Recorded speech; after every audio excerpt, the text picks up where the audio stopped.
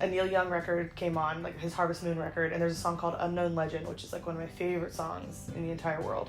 And then right after that, David Bowie's Modern Love came on.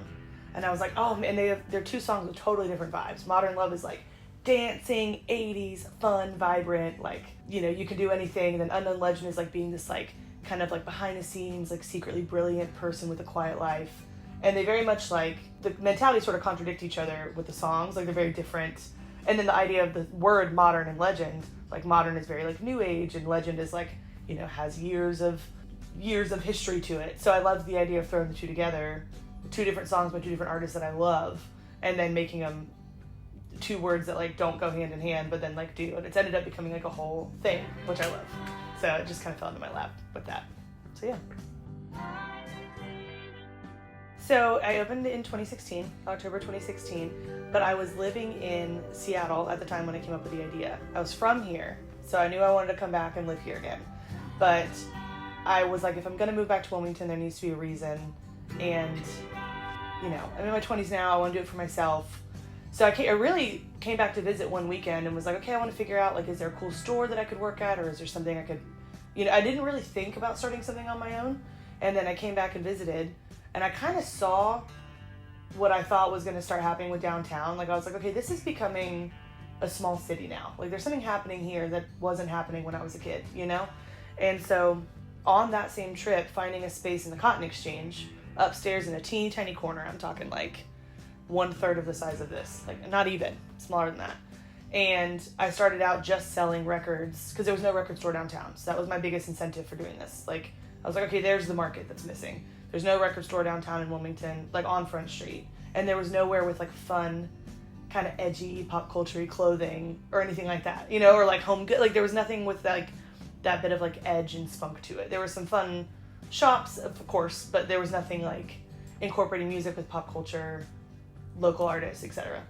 So when I first opened down there, it was like I said, a tiny store, but it was only records and home goods at the time. And it wasn't until I moved into this space about a year later that I incorporated all the other stuff you see now.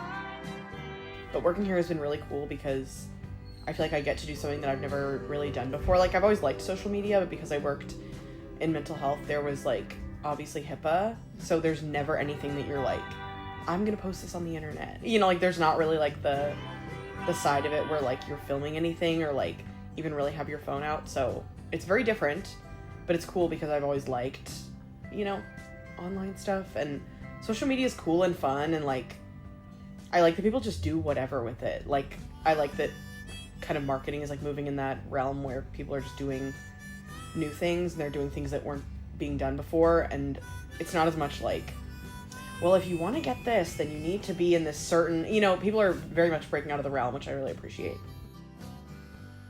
The way Wilmington shows up is unmatched. Totally unmatched. It really is. I love the community of Wilmington.